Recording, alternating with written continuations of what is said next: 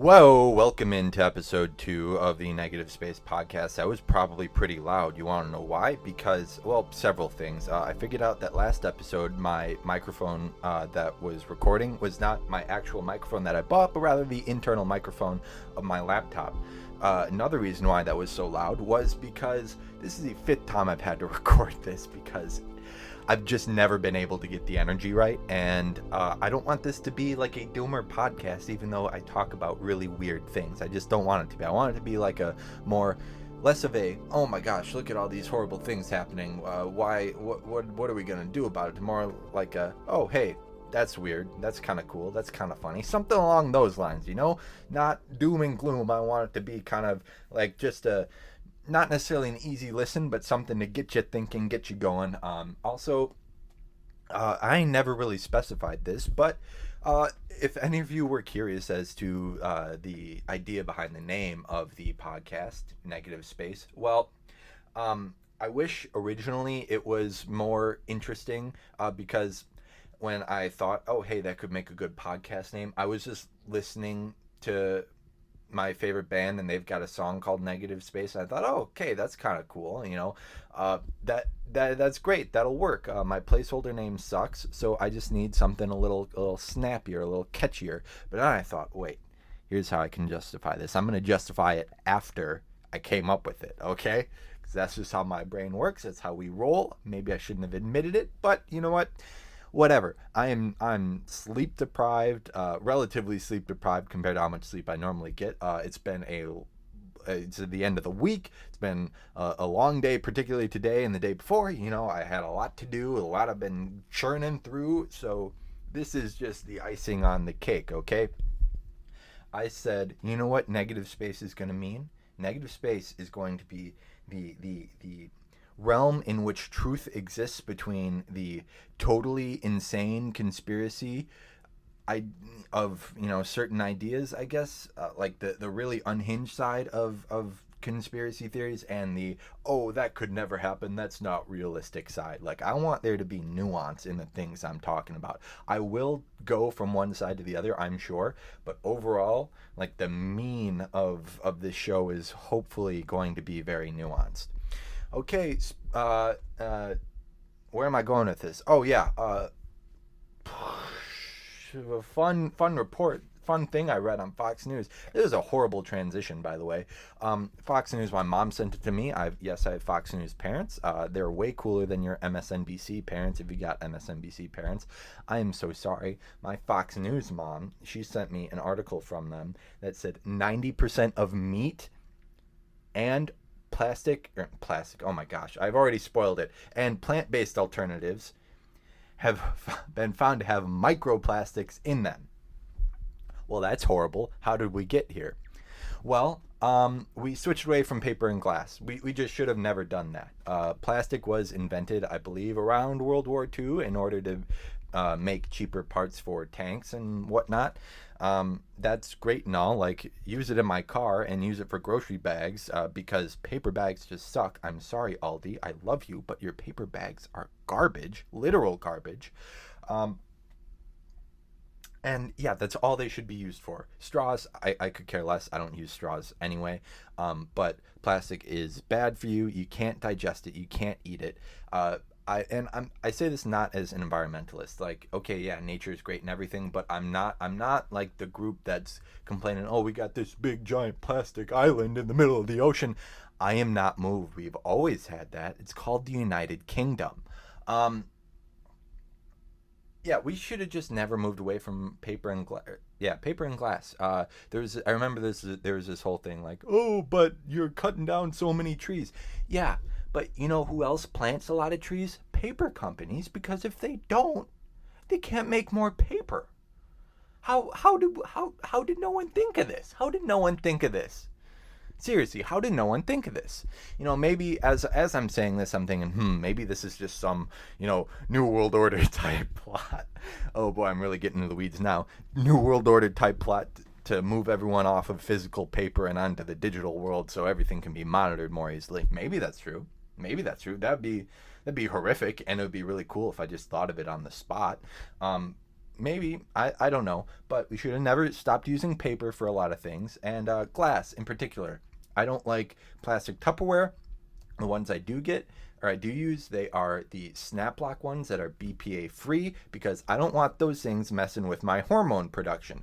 There are already enough things doing that to guys as it is, you know. My generation has half the testosterone of their fathers, who has half the testosterone of their fathers. That is a massive problem. That's awful. And I don't know what to do about it besides doing everything I can to avoid plastic, to like try not to wear polyester, because polyester is a lot of plastic, stuff like that. And I pretty much only use glass containers for a lot of things. I have gotten in this bad habit of, because I had a very long commute. Those of you who know me know I had a very long commute, so I would just get microwave dinners, throw those in the microwave, and then bam, be done with it. I still do that. It's probably not the best if I'm concerned about my microplastic consumption. But, oh well, you know what? You can only do so much. There was one report that I read that's being disputed, but it's interesting nonetheless, that the average person consumes about like a credit card's worth of microplastics a week. That we're not too sure about, but keep it in mind nonetheless. Also, that scientists have found microplastics in fresh Arctic snow. Seriously? It's gotten that bad? I just can't wait for like 500 years from now when you got the esoteric, like, if you know who Soul Bra is, like dudes like Soul Bra who are like, dude, you gotta sprinkle microplastics on your food because it's what the ancient people of the lost city of Miami did. Oh boy, you know, we got into this whole mess with plastic because it was, you know, people say, oh, it's cheap and easy and, you know, whatever. Well, you know what else is cheap and easy? Pouring river water down your socks, but that doesn't help anybody. Your feet are just wet and cold. That's basically what's happening to us. We're all wet and cold because we poured river water down our socks, and this is a horrible analogy, but I hope you get it anyway. Okay, now let's get theological.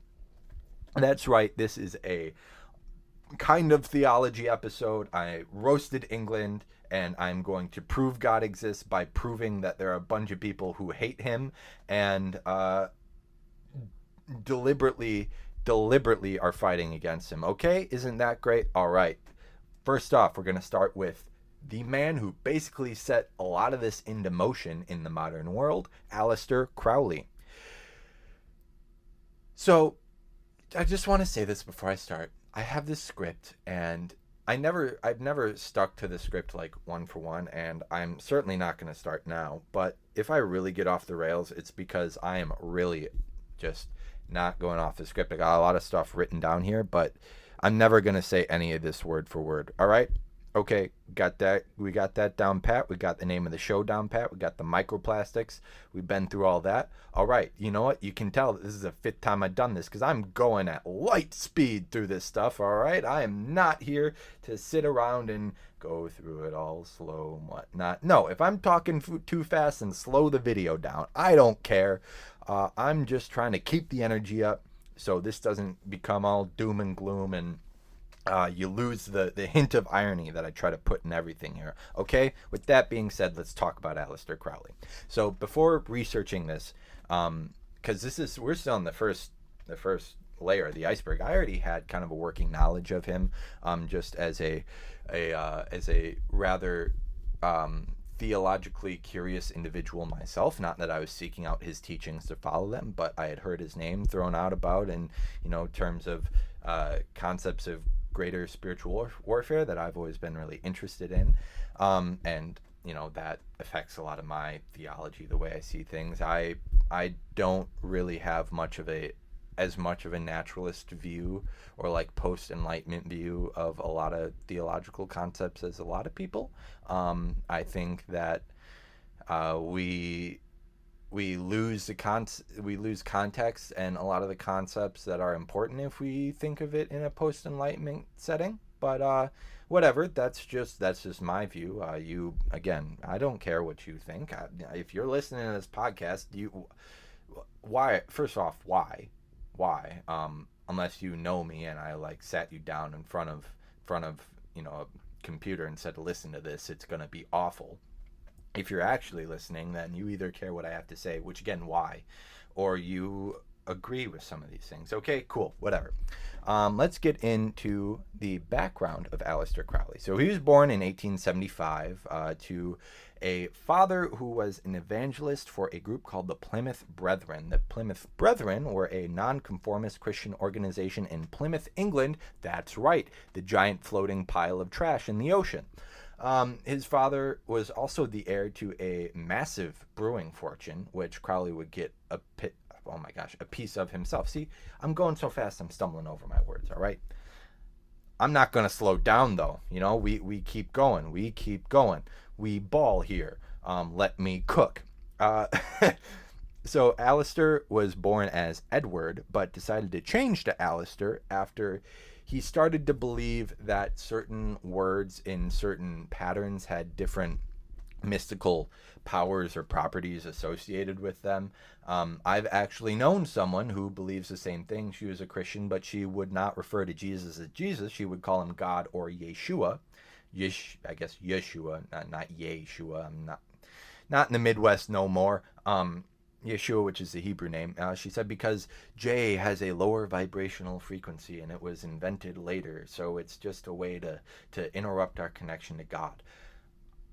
Okay, good, more power to you. I don't see it that way, but go ahead, I guess. Might as well mention his education itself. Crowley went to Trinity College and then later Cambridge, but he would leave Cambridge without a degree, but he would become very well known for his skills at chess. So if you know someone who really likes chess or is really good at chess, you say, hey, you got that in common with a very strangely evil man. His name is Aleister. So after leaving Cambridge without a degree, what kind of bozo doesn't have a degree these days? Me, I'm the bozo. I don't have a degree. He used his inheritance money that he received from his father to set up some of his first publications and travel around a bit. That's kind of a big thing in his life. He liked to write. He liked to write unhinged things in particular, and he liked to travel. He released his first book of poetry in 1898 before he would start mountaineering. So he became rather experienced in mountaineering, and he led a group up a mountain called Kanchenjunga. A group of them split off in a different direction. Crowley said, no, that's not safe. Don't do that. But they said, whatever, what's the worst that can happen? Well, the worst that could happen was an avalanche took them out, and Crowley walked by hearing all their screams and cries for help, and he just ignored them and walked down the mountain. So that says a lot about his character before we even get into the occult stuff, which we are going to do right now. He joined a group later called the Hermetic Order of the Golden Dawn, which derived from Rosicrucians. I don't really know much about them other than they were an esoteric type group who grabbed their beliefs from different occult practices, Jewish mysticism, and Gnosticism. Gnosticism, guess what? That's another topic on the iceberg that I'm going to insert right here. Try to keep up. So Gnosticism takes the Bible and then it adds in different books that were allegedly kept out of Scripture because they didn't fit the narrative. That is partially true. They were kept out of Scripture because they didn't fit the narrative. But the important distinction is that every book of the canonized Scripture was referenced by another author up into, Revelation, that was referenced by Justin the Martyr before any of the Gnostic texts were written. And the thing about the Gnostic texts, too, is that they were all written in Coptic. We didn't have, besides maybe the Gospel of Thomas, there's debate over this, maybe we've got Greek manuscripts of the Gospel of Thomas, but Coptic was a language that came later. All the other writings, all the other pseudepigrapha, which means falsely attributed writings, were written in Coptic. So where does Gnosticism come from? Well, it started with a group of well-intentioned Christians who they were really wrestling with the ideas of where did evil come from? Why does God allow evil? And concepts like the Trinity too. Let's just start off with the Trinity. The idea of a Godhead is also present in early Jewish theology. Like it wasn't until Rambam came around that a lot of Jews believed in a Godhead. There are a lot of scriptures in the Old Testament that are some. There's one in the story of Sodom and Gomorrah where it says something along the lines of Yahweh rained down fire from Yahweh, implying that there was a figure of Yahweh on earth raining down fire from Yahweh in heaven. So that implies two. Maybe not the Trinity, but it does imply a Godhead. There are also passages when Jesus is being interrogated by what is it called, the Sanhedrin, where he takes advantage of this because he knew that they were all considering at the time, like, okay, is there really a Godhead? Are there two of these people? This is when these theological debates were really heating up, and Jesus uses that to his advantage and exegetes himself. Is that the word? I think so. Out of one of, I don't remember the exact passage, but he uses it to his advantage. He says, hey, that passage? That's about me because I am God in the flesh. It also let's see. It also has a bit of a pantheon at the top. So in Gnosticism, Yahweh, the God of the Bible, they think of him as this massive idiot, basically this big bumbling doofus, because he goes around telling people, I'm the only God, there are no other gods besides me. That's what he says. But Gnostics say, no, that can't possibly be right. So they say that Yahweh, I'm going to kind of work backwards with this. They say that Yahweh was created by the Sophia, and a quote from the Apocryphon of John, which is a part of the Pseudepigrapha, saying, the Sophia wanted to bring forth a likeness out of herself without the consent of the Spirit or her consort. A thing came out of her which was imperfect and different from her appearance, because she had created it without her consort. Why did she do it? Because she is unconquerably lewd. She says, a quote attributed to the Sophia, I am the whore and the holy one. I am the wife and the virgin, from the Gnostic text, the Thunder. So the Sophia, she was I believe an Aeon, and an Aeon they're kind of this group of pantheistic figures that are not quite as high as the Most High, which is the Light, which is an impersonal sort of God figure in Gnosticism. Gnostics believe that, of course, that Yahweh is not only this bumbling doofus, but he is also evil, because he is an imperfect creation from the Sophia, who wanted to create something because she was unconquerably lewd and wanted to be like the Light. But because she isn't the Light, what she created was imperfect, and her imperfect creation created another necessarily evil creation, Earth, and inhabited it with necessarily evil people, man. I just obviously don't agree with any of that. The historicity of it is dubious at best. And if you've ever seen the Da Vinci Code or read the Da Vinci Code, the Da Vinci Code is a lot of made-up Gnostic nonsense that just doesn't actually track with history. Like the Da Vinci Code tries to say, oh, Christians they were persecuting the Gnostics, trying to keep their correct theology out of it. The Christians were being killed off by Romans in droves. It was illegal to own the New Testament. Do you really think they cared about some little heretical sect that had yet to really start cropping up yet? No, of course they didn't. They probably laughed at them.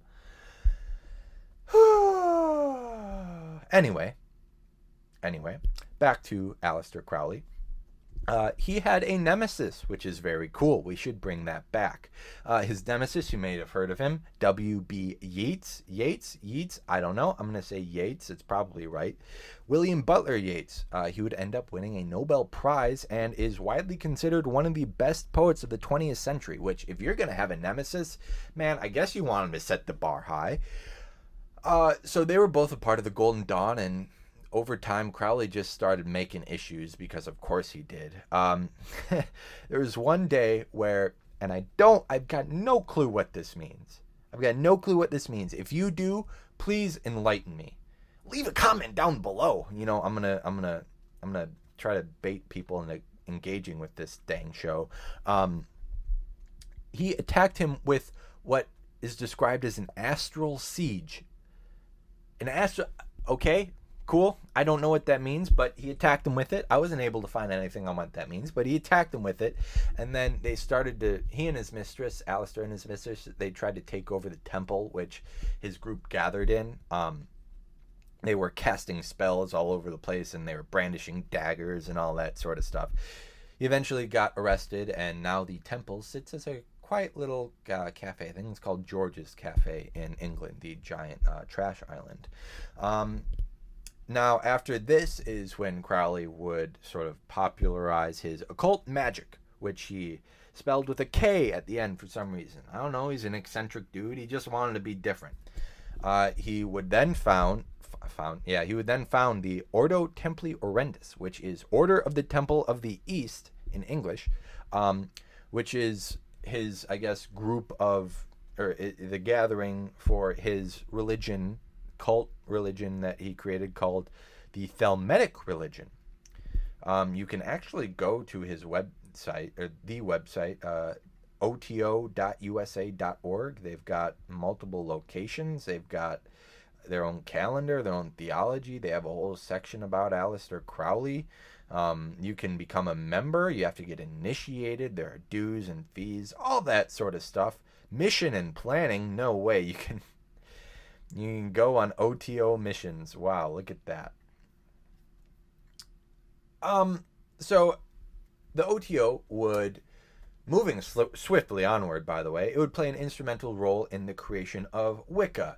And if you've never heard of it, you might be saying, Wicca, what? Okay, that was that was awful. That was awful. You can tell I'm just bringing all the unhinged energy to this show. Oh my gosh, I sound like an idiot. Wicca is another topic on this iceberg that I'm going to insert right here, and hopefully this rabbit trail is still possible to follow. It might not be, but try to keep up. So it was invented in the mid-20th century by Gerald Gardner, about a decade after he joined the OTO. As Crowley grew in infamy, Gardner would try to distance himself with his own little creation of Wicca, the occult shenanigans that he got into. So it takes stuff kind of like the OTO from like pre-Christian paganism and folklore and puts it in a big blender, and is now mostly practiced by edgy teenagers who hate their parents for making them go to Sunday school and won't let them vape, that sort of stuff. Believes in a dual deity, a god and a goddess, akin to Gnosticism, which, side note, isn't it strange how all these anti-Bible religions kind of end up interlocking, intertwining? That could be important in the future, maybe. They worship these things by trying to cast spells and invoke them in their weird little sacred circles, and they use wands and wind chimes to do so. Keep in mind the concept of wands. Those are going to come back in a big way, buddy. So it generally holds to concepts of karma, except whatever you do come back threefold at you. So they're kind of like, oh, do whatever you want as long as you don't hurt anybody, which, psst, that philosophy really doesn't work because every action has an effect on someone else. But anyway, they gather in their small groups called covens, which have high priests and priestesses, and they probably all look like they're from Portland. Like, if you looked up Wicca coven, the first person you get is probably like a character from Portlandia. I wouldn't be surprised. In fact, I wouldn't be surprised if Portland is like the Wicca capital of the world. I just found out today that Portland is also home to a band called Swiss Army Wife, that's just hilarious. But anyway, back to the insane man. Before Wicca in 1904, Crowley visited Cairo, Egypt. Egypt is going to be very important as we go further down into the depths of this insanity that I've subjected myself, and now you too, to. So he would be given the Book of the Law, one of his publications, as he claimed, by a discarnate voice called I Was. So in chapter 1 of the Book of the Law, Crowley writes, "Behold, it is revealed by I Was, the minister of Hur-Par-Krat." So that name at the end there, Hur-Par-Krat, in Greek and Egyptian pantheons, is Harpocrates or Horus the Child. So he would write in terms of Aiwass speaking to him. The voice of Aiwass came apparently from over my left shoulder, from the furthest corner of the room. It seemed to echo itself in my physical heart in a very strange manner, hard to describe. I have noticed a similar phenomenon when I have been waiting for a message fraught with great hope or dread. The voice was passionately poured, as if Aiwass were alert about the time limit. The voice was of deep timbre, musical and expressive, its tones solemn, voluptuous, tender, fierce, or aught else as suited the moods of the message, not bass, perhaps a rich tenor or baritone. The English was free of either native or foreign accent, perfectly pure of local or caste mannerisms, thus startling and even uncanny at first hearing. I had a strong impression that the speaker was actually in the corner where he seemed to be, in a body of fine matter, transparent as a veil of gauze or a cloud of incense smoke. He seemed to be a tall, dark man in his 30s, well-knit, active, and strong, with the face of a savage king. The dress was not Arab. It suggested Assyria or Persia, but very vaguely. I took little note of it, for to me, at that time, Aiwass was an angel, such as I had often seen in visions, a being purely astral. So that's creepy. If you're anything like me, if you think anything like me, you got alarm bells going off that entire time, particularly when we get to the description of what this fool looked like, okay? So I'll read it back again and just think about what this sounds like the opposite of, like the literal opposite of. He seemed to be a tall, dark man in his 30s, well-knit, active, and strong, with the face of a savage king. Now, when I hear that, I think, wait a minute. Jesus started his ministry in his 30s. He wasn't necessarily tall, dark, well-knit, and strong. I mean, maybe he was because he was a carpenter, but we don't necessarily get that picture of him. We get a more meek, mild-mannered, gentle dude until people are disrespecting the Father. Then he's overturning tables in the temple, which is cool. So yeah, that first made me think, that's a little interesting. And then we get to the dress suggesting Assyria or Persia, and that makes me think of Daniel. In Daniel, I can't remember if it was a named angel or not. It might have been Gabriel who was trying to get to Daniel, and he said, I would have gotten here sooner if it was not for the Prince of Persia holding me off. Now, in my specific worldview, I think similar to the way God's presence was tied to Israel, there were other entities that were tied to different nations, which came to be the result of the rebellion at the Tower of Babel. But that's the whole thing. That's a totally different track of theology that we're not getting to here. We're just getting into the weird spirit stuff. So I think that this Prince of Persia was sort of a spiritual entity that Gabriel was fighting, which I think just makes sense. If it's an angel fighting another spirit, like that just makes sense to me.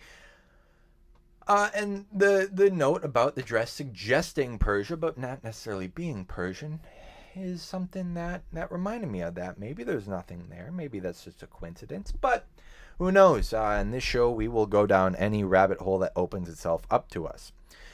So the question that some people may be thinking, was this fool schizophrenic? Was he just hearing voices? Was this something maybe akin to Jerusalem syndrome, where that's when travelers to Jerusalem, something snaps in their brain and they think that they are the second coming of Jesus Christ? Seriously, there are a lot of weird stories from hotel workers where, like, yeah, this dude, he came down to the lobby dressed in like a bed sheet, a white bed sheet, like a tunic, and started teaching people on the street corner. I think there's still a dude like living out in the desert because he is such bad Jerusalem syndrome that he really believes himself to be the second coming.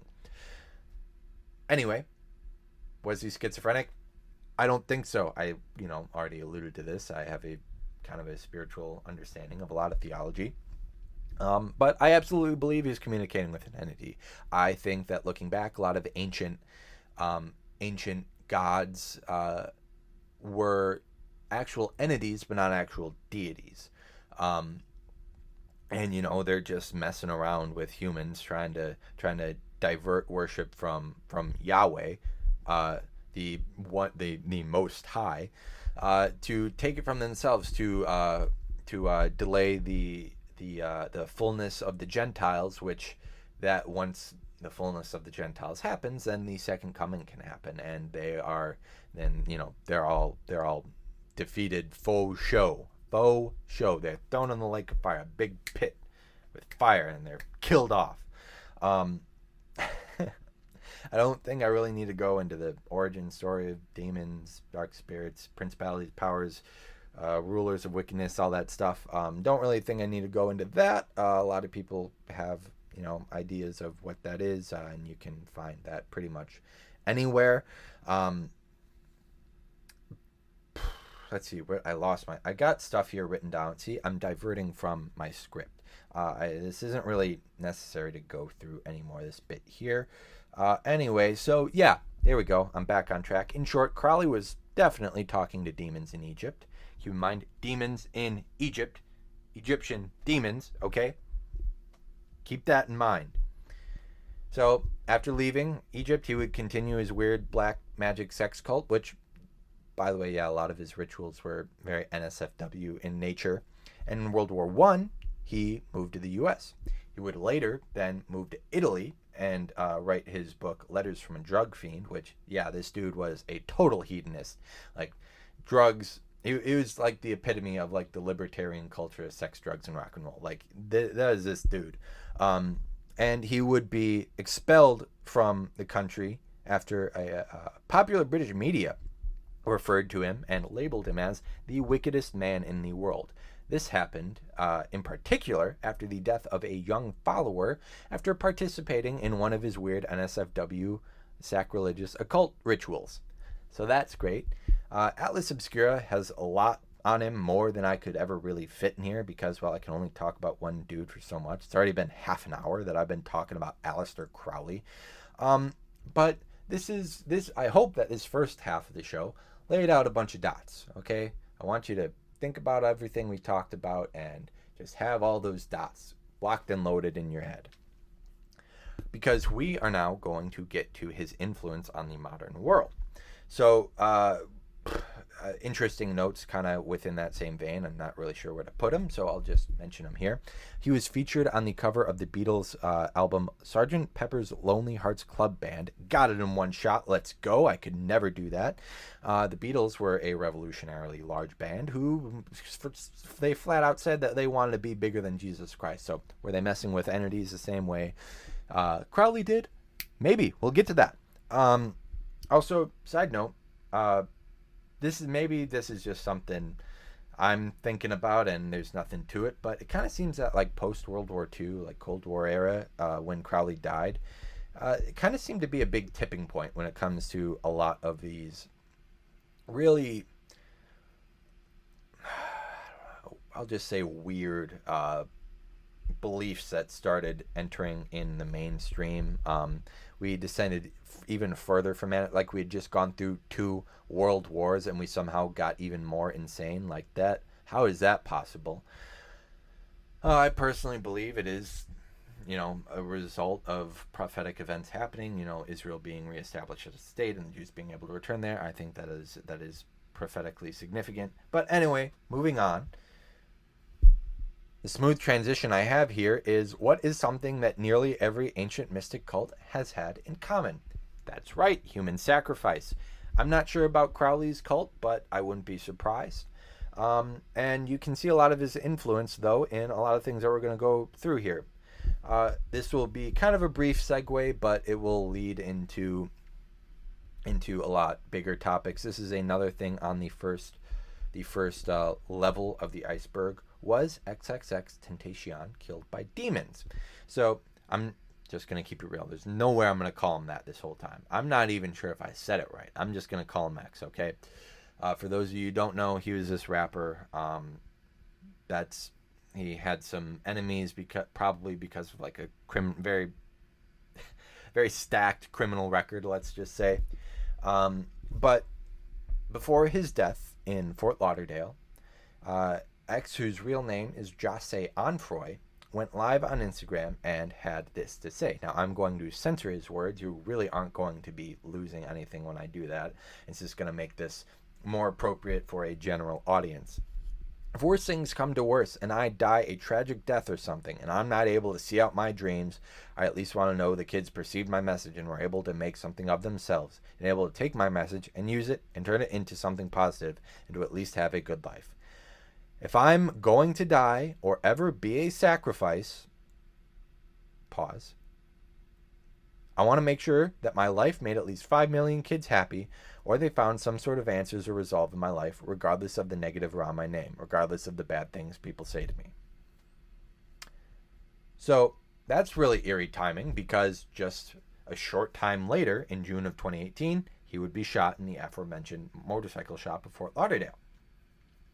This is unknown if there's any connection, but I found it interesting nonetheless. Within hours of his death, there was another rapper, Jimmy Wopo, in Pittsburgh, who died also by drive-by shooting. Another thing to note, 2014, he X tweeted, "When I die, play Fredo at my funeral," which is in reference to his close friend Fredo Santana, who is a member of the infamous 27 Club. The 27 Club is a group of musicians and other entertainers who all died at the age of 27. But let's get to the meat of the subject here. Stop delaying. Was it demons who killed him? Well, not literally. 3 men stood trial and were found guilty of first-degree murder and robbery with a firearm and are now in jail as a result of X's death. But,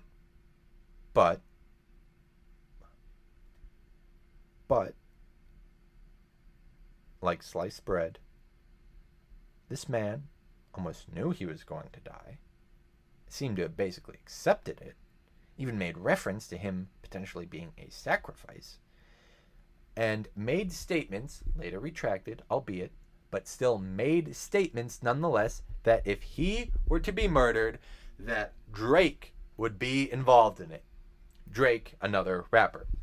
So much so that his attorney in court started, saying, look, we're not looking into this whole Drake thing enough. What if he is actually involved in it? Now this is getting kind of fringe here now. So what's interesting about that, you say, other than, that's a conspiracy in and of itself, Drake ordering someone else to go kill another rapper. Well, what symbolism is Drake known for? Okay, a big part of his brand is his owl. And where does that bring us? Literally, this is not, okay, this is a reach, bro. It can't be, it's not that. It literally brings us back to ancient Egypt. I don't want to hear that I'm reaching, because Drake said himself that the owl symbol was taken directly from a relief of ancient Ketmet king Tutankhamun's 18th dynasty great temple to god Amun at Karnak. King Tut, the pharaoh of ancient Egypt, the 18th dynasty. That's not a coincidence. That surely can't be a coincidence. First, Aleister Crowley is talking to this demon in Egypt that set off a whole chain of events to where now occult practices are borderline mainstream and commonplace in our world. And Drake is buying into it. Drake is associating himself with ancient Egyptian spiritualism.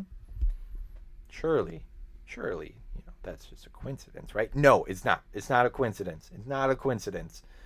It's just not. Now, keep in mind, there is a big stamp of allegedly over all this. I do not want to be come after by the Drake legal team. This is alleged. This is all a joke. This is post-ironic humor. This is for education. I am not going to get John McAfee for this, okay? But as we continue, actually I shouldn't say but, because that will, and as we continue, not but as we continue, and as we continue. Phrasing is important.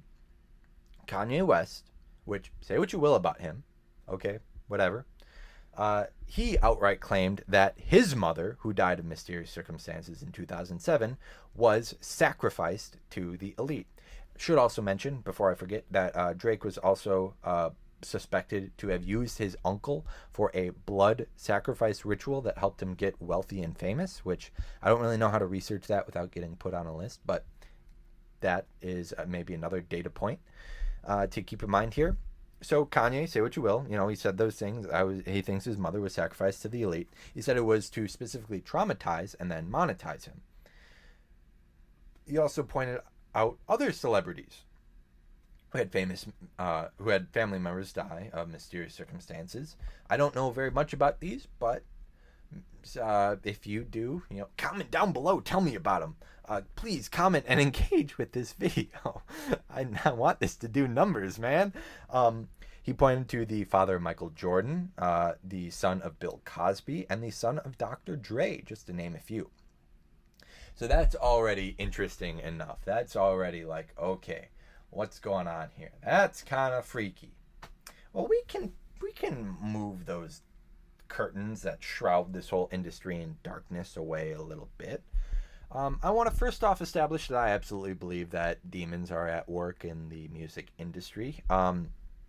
I think that almost all music and entertainment has some sort of spiritual tie to them. I base this off of actually Psalms found in the Dead Sea Scrolls. So they had to have been written by either David or Solomon, because David and Solomon were both types of Christ before Christ. And one of the signs that Christ actually was who he claimed to be was that he could cast out demons. So these Psalms were exorcistic. They were exorcistic in nature, which means that they were used to cast out demons. So there's this blog by Gabriel Himango. He is a Messianic Jew. He has, which means, he believes that Jesus was the Messiah. He probably calls him Yeshua. He believes Yeshua was the Messiah, and he also keeps Torah. He has a blog with a good breakdown of each of these and when they're translated to English. And also, something to keep in mind too is that these exorcistic psalms were also found right alongside Psalm 91. Psalm 91 is in pretty much, I mean, I can't think of a version of the Bible that doesn't have Psalm 91. But that means it was also an exorcistic psalm. People would often use it, when the kuf was a big thing. They would use, the part about the plague that destroys at noon, and the pestilence, whatever, as like saying, oh, Christians won't get sick from this. I think it's way cooler than that. Okay, I think that this psalm is way cooler than that. So we probably have lost. We definitely lost a lot of the meaning of it. We've definitely lost a lot of the meaning of it because we don't have the same historical, cultural context of the people living at the time. We don't really know much about the surrounding gods of the Goyim. But this line in Psalm 91, you will not fear the terror of the night, nor the arrow that flies by day, nor the plague that destroys at noon, nor the pestilence that stalks in the darkness. Those were all references to specific gods of the nations surrounding Israel. So one of the things that I think we don't realize, and this is why I like a more spiritual understanding of theology rather than a post-enlightenment understanding of theology, is that so much of the Old Testament was poking other religions in the eye, saying, picking a fight with them, saying, no matter who you worship, it's not going to be as high as our God. Our God is the most high. Yahweh is better than all your gods. All your gods are little back alley demons who control a few people. Meanwhile, our God is literally king of the universe. So now that I've kind of established this baseline of spirituality tied to music, at least hopefully, one way or another, let's talk about it in the modern world. Another rabbit trail, get ready to follow. This is a lot about a heavy subject. So you got young boy NBA, alleged basketball fan. He had an interview with Complex where he outright calls the music industry demonic. These are his words. They, of course, censored, but this is what he said. I learned it's a demonic industry that I chose to be a part of. See, it's like how I accept it, I run with it, but don't be a dummy at the same time. You got to understand, they're using me as entertainment. This becomes self-destruction too, because I ain't an entertainer. Some stuff can't be spoke on. Why? Because it's to be continued. Now, I will leave you to look at some of his song titles, some of his music videos, and the weird symbolism in there. That's all, again, dubious. And it's also probably worth mentioning that he peaked on Billboard's Hot 100 at number 10 on a track that features Juice WRLD, another young artist who died, and has a lot of occultic imagery and symbolism in his music and in his music videos, just associated with his art overall. Now we can talk about Max Martin. Max Martin, this guy is a hoot and a half. He has more number one hits than any other songwriter ever. Like he's just cranking out number one songs. You name them, he's probably ghostwritten for them in the pop scene. Artists such as Justin Bieber, Britney Spears, Taylor Swift, Demi Lovato, The Weeknd, the Backstreet Boys, Katy Perry, Pink, they've all had Max Martin ghostwrite for them. Now, this is a quote said about him and his style. I wasn't able to track down exactly who said it, but I know it is in the context of Max Martin's writing style. It is, and I quote, "He believed that the secret to a punchier pop sound was a greater spiritual understanding." Pause. He thought that imbuing the music with a deeper meaning would not only make it more enjoyable, but also help the culture at large. So imbuing the music with a different spiritual understanding is having an effect on the culture. I certainly wouldn't say that's helping it, but it is certainly having an effect. His lyrics and imagery almost always tie back to the occult, like almost always without fail. A great example of this is Katy Perry's song Dark Horse. Watch the music video for that. And guess what you see? A lot of ancient Egyptian symbolism. Again, where else have we heard that? Oh yeah, that's right. Aleister Crowley was talking with demons in Egypt. Ain't that funny? No, it's not. It's kind of scary. Ooh, boy. Another thing to note. I realize I say a lot, and another thing to note. I just did it again. Oh my gosh. Oh my goodness gracious. Good golly, Miss Molly. This could be pure coincidence, but Backmask, his song, probably his most popular song ever. It was number one in every country in the world. Number one. Song he wrote, "Hit Me Baby One More Time." Backmask, the chorus. Now, I realize, if you've ever seen that video of the woman, she's breaking down like how the monster logo in Hebrew is actually 666. I sound like this woman. I sound insane as I talk about this. But you know what? I don't care. I don't care. There's definitely something here. I'm probably crazy, but there's something here. I just know it. Backmask, his song. And what does it say in the chorus? "Sleep with me, I'm not too young." I know Aleister Crowley would have liked that one. That is insane. And also keep that in mind.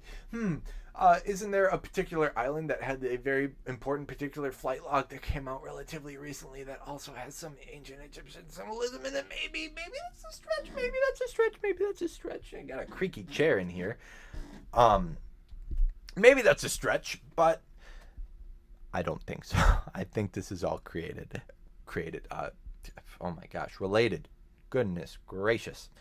And you also have guys like Carlos Santana. He's another famous musician. Look him up if you don't know who he is.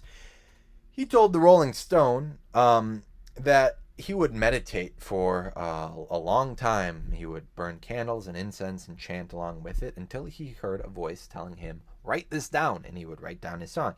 He literally called himself a human fax machine for the spirits.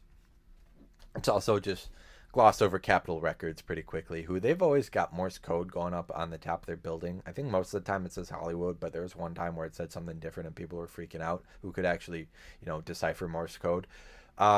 They've said something along the lines in the past, like if you want to know how many demons you have in your home, count your records. That's great.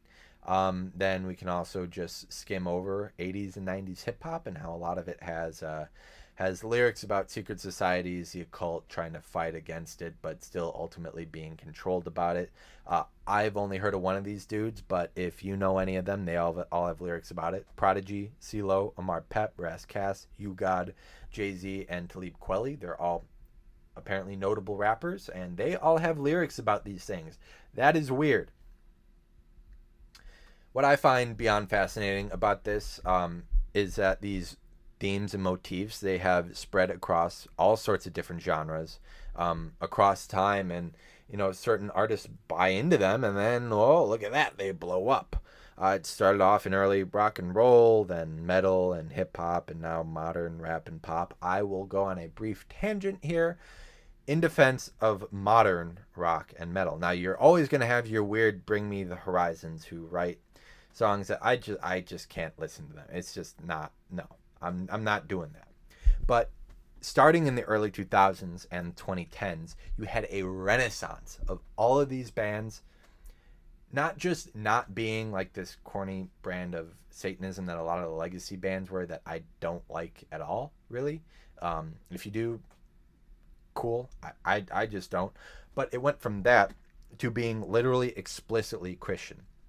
There's one of my favorite record labels, Face Down Records. All their bands are explicitly Christian. You got bands like, not all these guys are on Face Down. Some of them are, but they're all just major names in the Christian scene.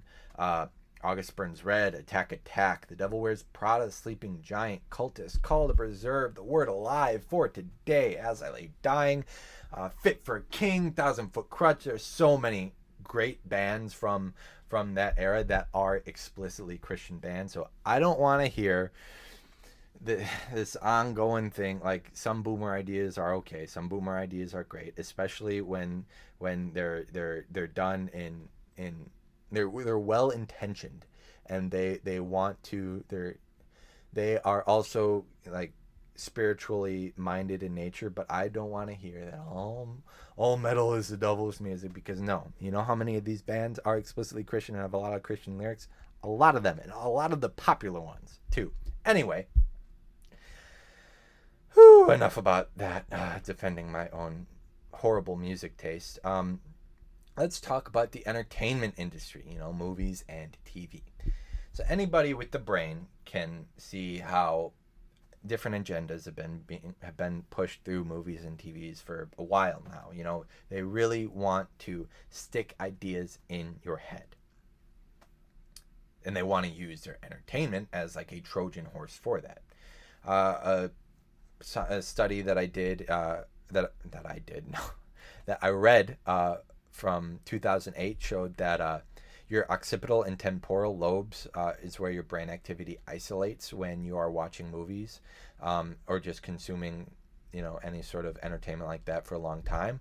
Those are the areas responsible for memory function and speech interpretation, which means your frontal lobe, which is important for critical thinking and executive decisions, all those sorts, or is that even what I was going to say? Executive decision making, yeah, probably. All those things, they shut off. So you take in things and you remember them, but you're not thinking about them very critically.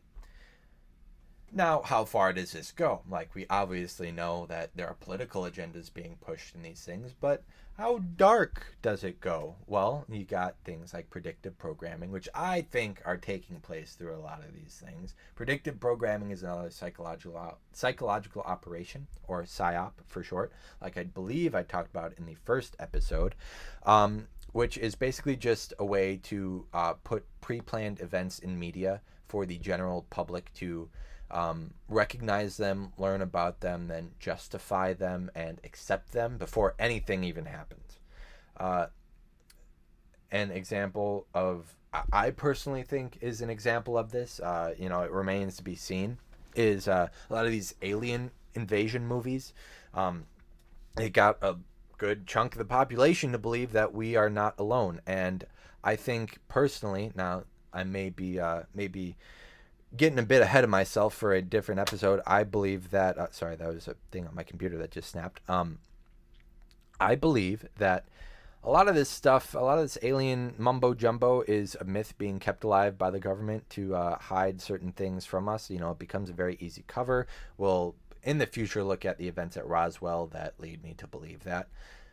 But anyway, we got things like HAARP, HAARP, Project Bluebeam, all that fun stuff that also feed into that skepticism of aliens from my side. But anyway, entertainment is probably worse than just music, because it also uses your visual senses and the stuff it does to your brain, whatever. So now, remember earlier when I emphasized use of wands in Wicca? Well, I'm finally able to tie up that loose end.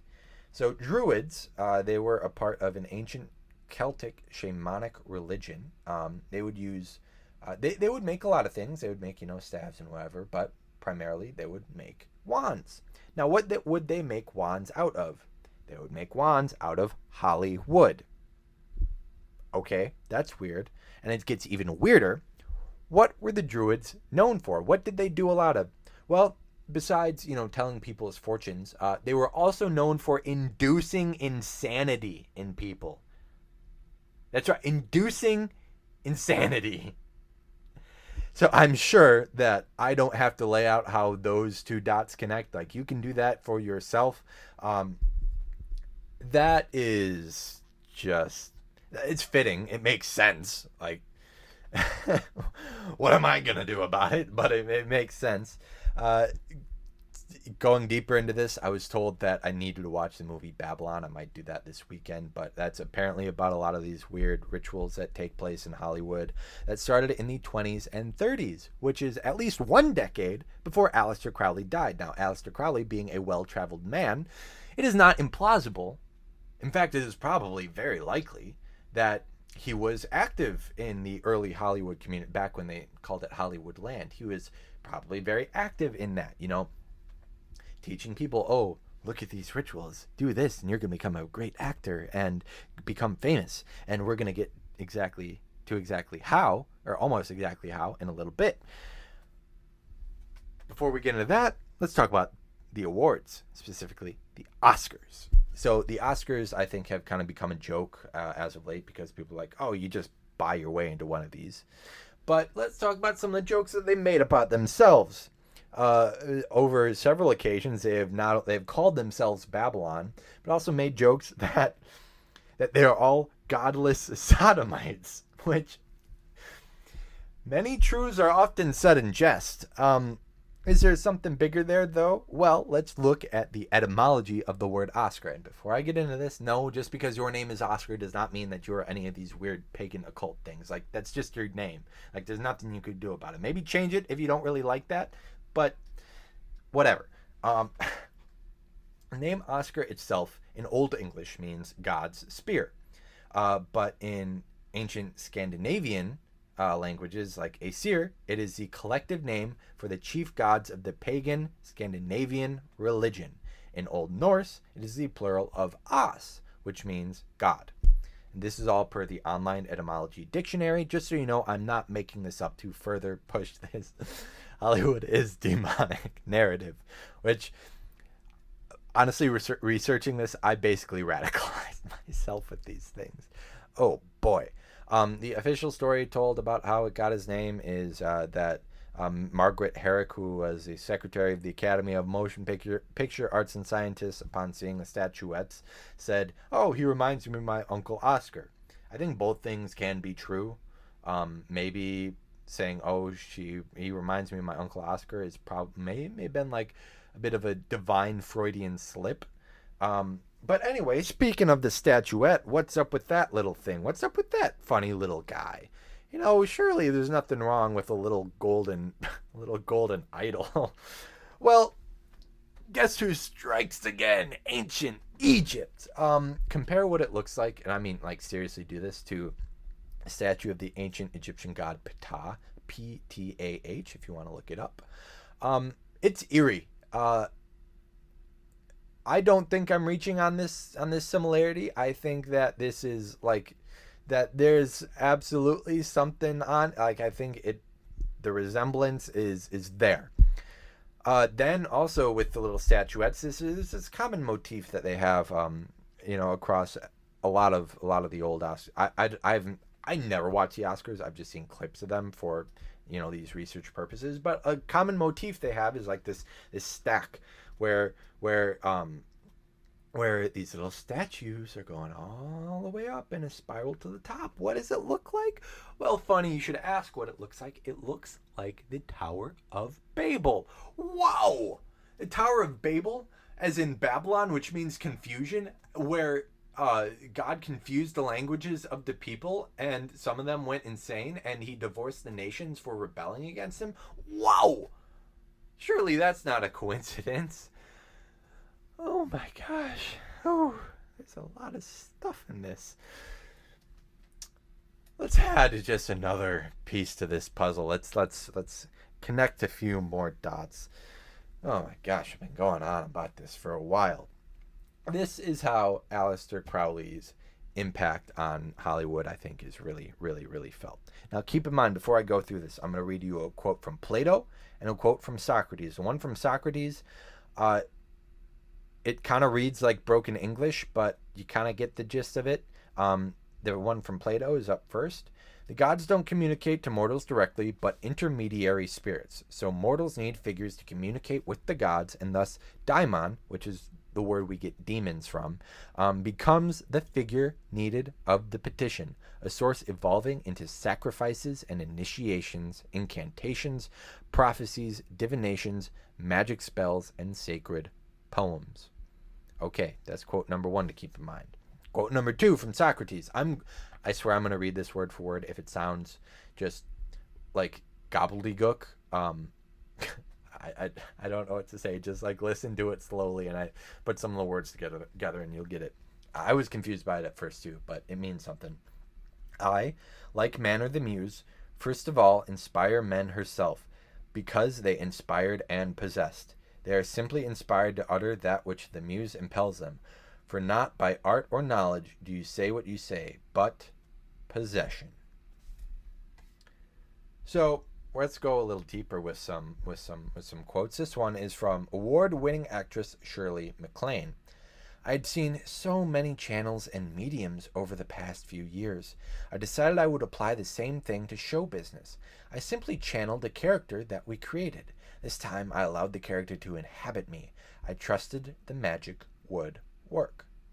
She also said something very similar, or she recanted something very similar that Jack Nicholson told her, that he was two different people, and when he said this, it sounded like two different voices were speaking at the same time. Isn't that interesting? Denzel Washington, also an open channeler. He told his ritual about how he prays to the spirits to 60 minutes. There's one story of him when he was portraying he was portraying Malcolm X. He wasn't portraying himself. He was playing Malcolm X, and he allegedly channeled the spirit of Malcolm. So he had a little excerpt from a speech written down in a script that he was just supposed to go through, and he went through it, and then he kept going. It was not written down for him anywhere. The producer said that he didn't read it beforehand. He just kept going. He was possessed by the spirit of Malcolm X, allegedly, and he just kept on going. He finished the speech, and they said it was almost like seeing Malcolm X alive again, speaking directly to them. Oprah, another known channeler. She herself wrote, I ask my body to be the carrier for the spirits of those who have come before me in a way that is most meaningful to the character. So all this is idolatry. Like, I'm not even done with the quotes yet, but all this is idolatry. Another theological thing that I believe is that one of the reasons that idolatry is so abhorrent to God is that when you have idols of some sort, and these people are making themselves idols, there is generally a spirit attached to it, a spirit of one of these entities. And God doesn't need those because he made them. They're called humans. You know, the Holy Spirit is supposed to dwell in us. So that's just a little side note when it comes to possession and channeling.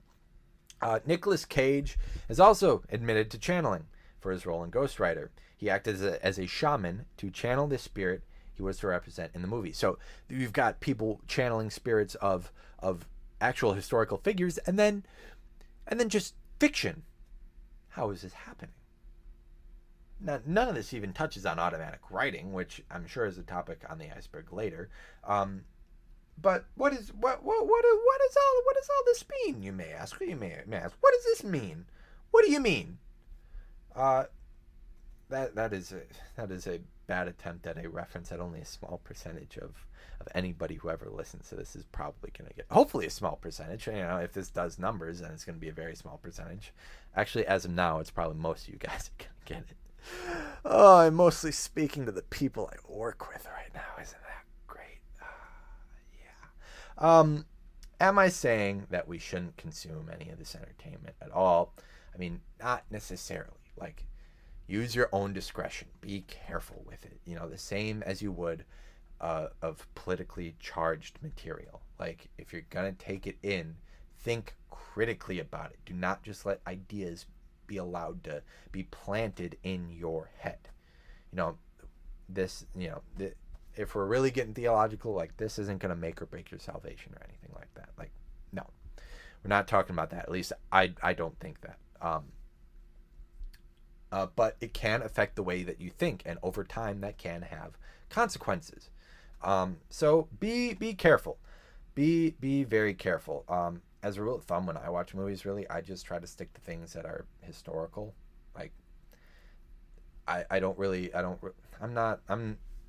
not always, like, when it comes to movies, like a big fiction guy. Like, if I'm reading fiction, or if I like fiction, I'll maybe save that for reading. But movies, I'm not a big fiction movie guy. But anyway, yeah, just use discretion. So how do we really tie all this stuff up together?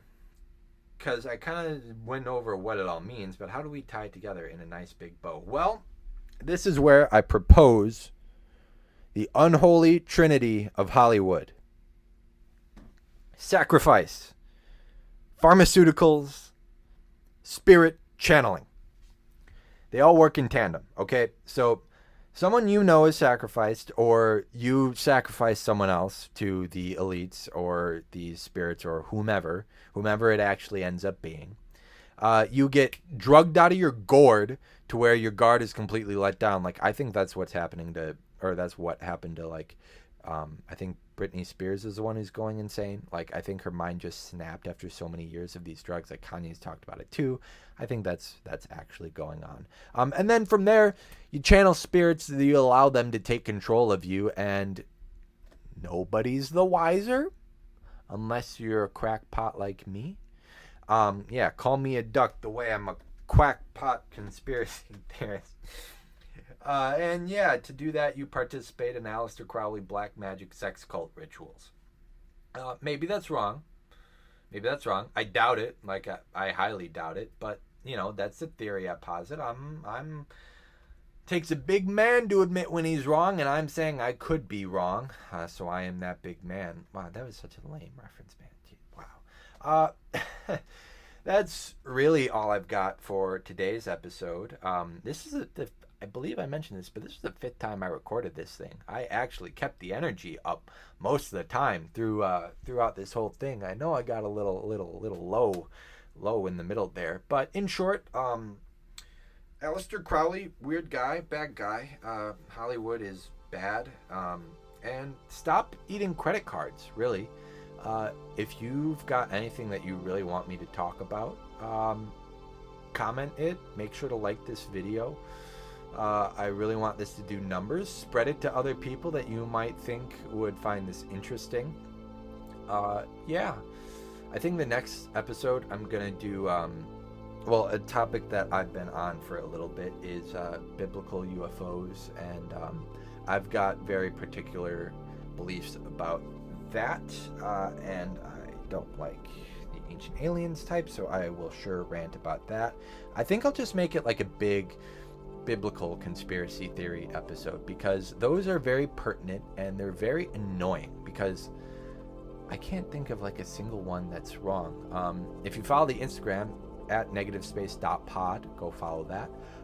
There's this fella that I posted his reel, and I said I was going to refute it. It's that he's claiming that the Bible teaches that the earth is flat.